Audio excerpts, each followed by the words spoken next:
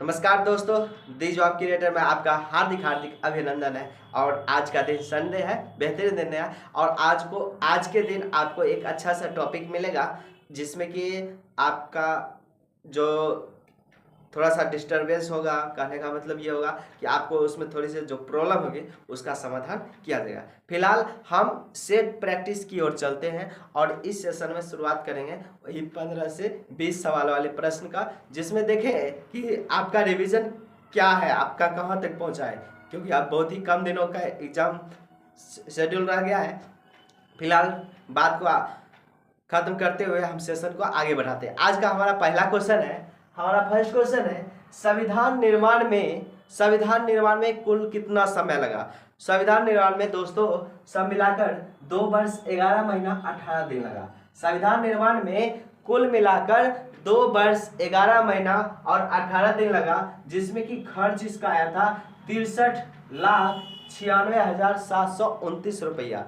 63,96,729 रुपया इसमें खर्च हुआ था। और टोटल जो इसमें बहस हुआ था, लगभग संविधान सभा की जो बहस हुई थी लगभग 114 दिन तक चली थी। और इसी कारण इसमें जो है खर्च हुआ था। और खर्च कहाँ हुआ था, जैसे कि आपको पता होगा कि संविधान में जितने भी शब्द लिए गए हैं लगभग 1/3 हिस्सा जो है अंग्रेजों के द्वारा जो बनाई गई थी भारत शासन अधिनियम 1935 उससे लिया गया। और अधिकांश जो हिस्सा है, शेष जो हिस्सा बच गया, उसमें से अधिकांश विदेशों से, जैसे अमेरिका से, कनाडा से, आयरलैंड से, दक्षिण अफ्रीका से, इस तरह से अनेक देशों से लिया गया। तो वहाँ जो लोग जाते थे, वहाँ रहते थे, उसका खर्च सारा चीज को जोड़कर ये जो खर्च संविधान सभा में जितना खर्च हुआ था 63,96,729 रुपया उस समय के अनुसार, यानी कि आज 63 लाख जो होगा लगभग करोड़ों से भी ऊपर इसका वैल्यू होगा। जिस समय की कहा जाता है कि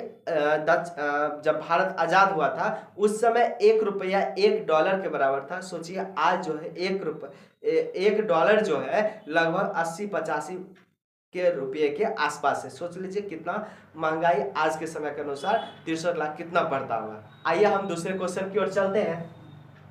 संविधान सभा के प्रारूप समिति के अध्यक्ष, संविधान सभा का जो प्रारूप समिति बनाया गया था उसका अध्यक्ष भीमराव अंबेडकर को बनाया गया था।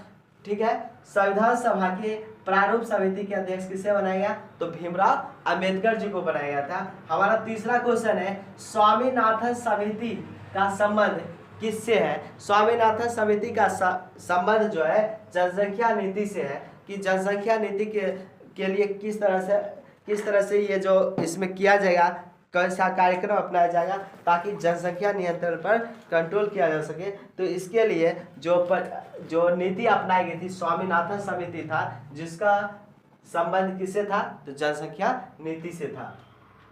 आइए अगला क्वेश्चन देखते हैं। एड्स का फुल फॉर्म, एड्स का पूरा नाम क्या है। ए से एक्वायर्ड, आई से इम्यूनो, डी से डिफिशियंसी और एस से सिंड्रोम। एड्स का पूरा नाम acquired immuno deficiency syndrome. AIDS का पूरा नाम क्या है, एक्वायर्ड, ए से एक्वायर्ड, आई से इम्यूनो, डी से डिफिशियंसी और एस से syndrome. Acquired immuno deficiency syndrome AIDS का पूरा नाम है। दोस्तों एड्स जो एक प्रकार का भयानक रोग है जिसका ना इलाज है बल्कि रोकथाम होता है। एड्स जो होता है HIV वायरस के वजह से यह एक व्यक्ति से दूसरे व्यक्ति में फैल सकता है।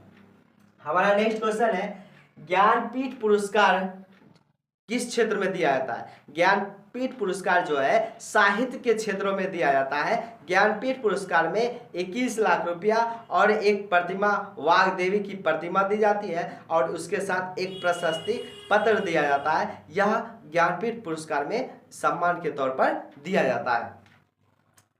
ज्ञानपीठ पुरस्कार में किसकी प्रतिमा दी जाती है, तो वाग्देवी की प्रतिमा दी जाती है। कितना रुपया उसमें पुरस्कार के रूप में दिया जाता है, तो 21 लाख रुपया का इनाम के रूप में दिया जाता है। हमारा नेक्स्ट क्वेश्चन है, एशिया का नोबेल पुरस्कार किसको माना जाता है। एशिया का नोबेल पुरस्कार रेमंड मैग्सेस पुरस्कार को माना जाता है। एशिया का नोबेल पुरस्कार किसको माना जाता है, रेमंड मैग्सेस पुरस्कार को माना जाता है। दोस्तों जिस तरह से नोबेल पुरस्कार होता है लगभग 6 क्षेत्रों में दिया जाता है नोबेल प्राइज, जिसमें कि साहित्य होता है, उसके अलावा अर्थशास्त्र, फिजिक्स, केमिस्ट्री, बायोलॉजी यानी कि भौतिकी, रसायन, जीव विज्ञान, अर्थशास्त्र हो गया, ठीक है, शांति के क्षेत्र में, ठीक है, इन क्षेत्रों में दिया जाता है। उसी तरह से उन क्षेत्रों में ना देकर नोबेल पुरस्कार जो होता ये नोबेल पुरस्कार यानी कि जो एशिया का नोबेल पुरस्कार हो गया, जिसको हम रेमन मैग्सेसे पुरस्कार कहते हैं, यह भी लगभग 5 क्षेत्रों में दिया जाता है। शासकीय सेवा के क्षेत्र में किस तरह से आप शासन कर रहे हैं इस क्षेत्र में, इसके अलावा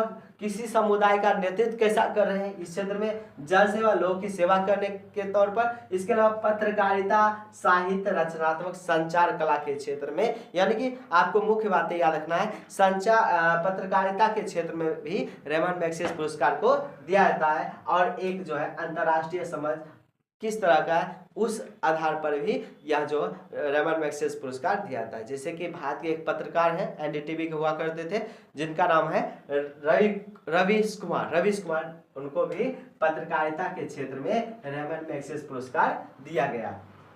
हमारा नेक्स्ट क्वेश्चन है, 7 नंबर क्वेश्चन है, भारत देश के प्रथम सीडीएस मतलब सी से चीफ, डी से डिफेंस, एस से सिक्योरिटी, चीफ डिफेंस सिक्योरिटी का यानी कि सीडीएस का फुल फॉर्म क्या होता है, तो जनरल बिपिन रावत, भारत के प्रथम सीडीएस क्या थे, तो जनरल बिपिन रावत भारत के प्रथम सीडीएस थे। हमारा नेक्स्ट क्वेश्चन है, विश्व कैंसर दिवस कब मनाया था। दोस्तों विश्व कैंसर दिवस 4 फरवरी को मनाया था। विश्व कैंसर दिवस कब मनाया था, 4 फरवरी को मनाया था। वहीं विज्ञान दिवस 28 फरवरी को मनाया जाता है। विज्ञान दिवस कब मनाया जाता है, 28 फरवरी को मनाया जाता है। विश्व कैंसर दिवस कब मनाया जाता है, 4 फरवरी को मनाया जाता है। वहीं पर विश्व मानवाधिकार दिवस कब मनाया जाता है, तो 10 दिसंबर, बहुत इंपॉर्टेंट चीज है। विश्व मानवाधिकार दिवस कब मनाया जाता है, तो 10 दिसंबर को मनाया जाता है। दोस्तों आपसे एक सवाल है कि खेल दिवस कब मनाया जाता है, खेल दिवस कब मनाया जाता है। हमारा नेक्स्ट क्वेश्चन है, यूनेस्को का मुख्यालय कहाँ है। यूनेस्को का मुख्यालय फ्रांस में है, जो कि पेरिस उसका एक राजधानी है। फ्रांस की राजधानी पेरिस है, जहां पर यह यूनेस्को का मुख्यालय है। इस यूनेस्को की स्थापना की गई थी 4 नवंबर 1946 को। यूनेस्को की स्थापना कब की गई थी, 4 नवंबर 1946 को की गई थी। और कहां पर की गई थी, फ्रांस के पेरिस में। और दोस्तों इसकी स्थापना करने का मुख्य उद्देश्य शिक्षा देकर, यानी कि सीधा आपको याद रखना है, समझना है कि शांति बहाल करने का मुख्य उद्देश्य था यूनेस्को का, इसीलिए इसकी स्थापना की गई थी, विश्व में शांति बहाल करने के लिए। हमारा नेक्स्ट क्वेश्चन है 10 नंबर, मुखबरात गुप्तचर संस्था कहाँ की है। मुखबरात जो एक संस्था है, गुप्तचर संस्था, वह कहाँ की संस्था है, तो दोस्तों यह जो संस्था है, यह संस्था इजराइल का है। मुखबरात गुप्तचर संस्था का किस देश की है, इजराइल की है। वहीं पर अल मुखबरात इराक की है। मुखबरात गुप्तचर संस्था है जो कि पता लगाती है, जैसे कि ईरान में परमाणु बम बना रहा था, तो इसके भी एक गुप्तचर संस्था थी जो कि इजराइल की मदद करती है, वह मुखबरात है। वहीं पर इसका एक गुप्तचर, हर एक देश का एक गुप्तचर संस्था होती है, जो कि इजराइल का है मुखबरात और इराक का है अल मुखबरात। हमारा नेक्स्ट क्वेश्चन है, या बायोलॉजी से संबंधित है, मांसपेशी को हड्डी से जोड़ने का काम कौन करता है, तो मांसपेशी को हड्डी यानी कि अस्थि से जोड़ने का काम टेंडन करता है। वहीं हड्डी को हड्डी से यानी कि अस्थि को अस्थि से जोड़ने का काम कौन करता है, लिगामेंट करता है। अस्थि को अस्थि से जोड़ने का काम लिगामेंट, और हड्डी को मांसपेशी से जोड़ने का काम टेंडन करता है। मांसपेशी और हड्डी को जोड़ने का काम, मांसपेशी और हड्डी को जोड़ने का काम कौन करता है, टेंडन करता है। वहीं अस्थि यानी कि हड्डी को हड्डी से जोड़ने का काम कौन करता है, लिगामेंट करता है। इस तरह से टेंडन और लिगामेंट दो अलग अलग जगह हमारे शरीर में उपस्थित रहता है।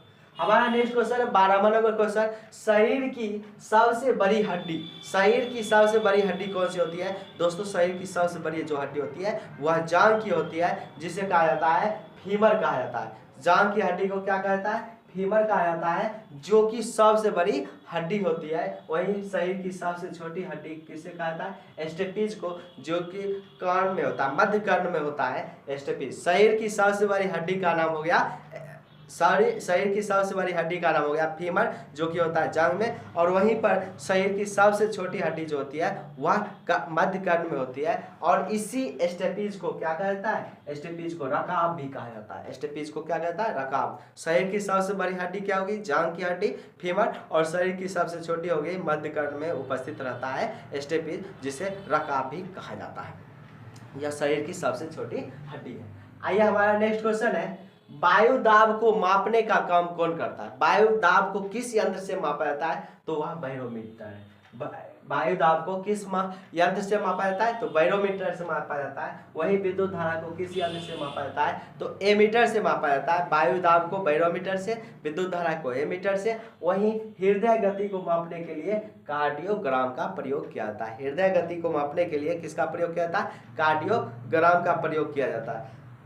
आइए हमारा नेक्स्ट क्वेश्चन है, आवेग का मात्रक क्या होता है, न्यूटन सेकेंड होता है। आवेग का मात्रक क्या होता है, न्यूटन सेकेंड होता है। दोस्तों आवेग जो है एक सदिश राशि है। आवेग जो है वह सदिश राशि है, और इसको मापने का काम आवेग का मात्रक क्या होता है, न्यूटन सेकेंड होता है। और इस आवेग का बल गुना समय अंतराल, यानी कि बल का मात्रक न्यूटन, समय का मात्रक सेकेंड, इस तरह से न्यूटन सेकेंड जो होता है आवेग का मात्रक होता है। हमारा आज का लास्ट क्वेश्चन है, 15वां नंबर क्वेश्चन है, और इस क्वेश्चन को देखेंगे। दोस्तों आपके बिहार पुलिस के एग्जाम में गांधी से रिलेटेड ज़्यादा सवाल रहता है। हर एक सेक्टर में गांधी से रिलेटेड सवाल रहता है, इसलिए गांधीवादी या गांधी युग को आप जरूर पढ़ के जाइए, और उससे रिलेटेड आपको जरूर हर एक जो है शिफ्ट में, हर एक शिफ्ट में गांधी से रिलेटेड इनकी पुस्तक, इनका आंदोलन, या इनके द्वारा कब क्या किया गया, या विदेश से यह कब लौटे, ठीक है, या आंदोलन में इनका किस तरह का योगदान था, हर एक चीज़ आपको देखने को मिलेगा। दोस्तों यह हमारा क्वेश्चन है गांधी से रिलेटेड, गांधी जी हत्या के मुकदमे की सजा सुनाने वाले जज का नाम क्या था। आत्मा चंद अग्रवाल था। महात्मा गांधी की हत्या की गई थी, उस हत्या के लिए मुकदमा चल रहा था। उस मुकदमा में लगभग 7 से 8 लोगों को दोषी ठहराया गया था। उसके जज कौन थे, तो उसके जज का नाम था आत्माचंद्र अग्रवाल। क्या नाम था, आत्माचंद्र अग्रवाल नाम था। और उसमें 2 लोगों की फांसी हुई थी, एक थे गोडसे और दूसरे थे नारायण आप्टे। दोनों को 1 साल बाद फांसी दी गई थी। दोस्तों आपसे एक सवाल है कि जब गांधी जी चंपारण आए थे, तो चंपारण आए थे तो वहाँ पर भोजन में जहर दिया गया था। उस जहर से बचाने में उन्होंने अपनी भूमिका निभाई थी। ये आपको कमेंट करके हमें बताना है। तो फिलहाल आज का यह 15 सवाल समाप्त होती है। कैसा लगा यह क्वेश्चन हमें कमेंट कर जरूर बताएं, और आपको सीखने में मदद मिल रही है यह भी हमें बताएं, हमें बहुत खुशी होगी। और फिलहाल में हम आपसे एक रिक्वेस्ट करेंगे कि इस वीडियो को ज़्यादा से ज़्यादा शेयर कीजिए, और अगर चैनल पर नए हैं तो चैनल को ज़रूर सब्सक्राइब कीजिए। आज के लिए इतना ही। जय हिंद।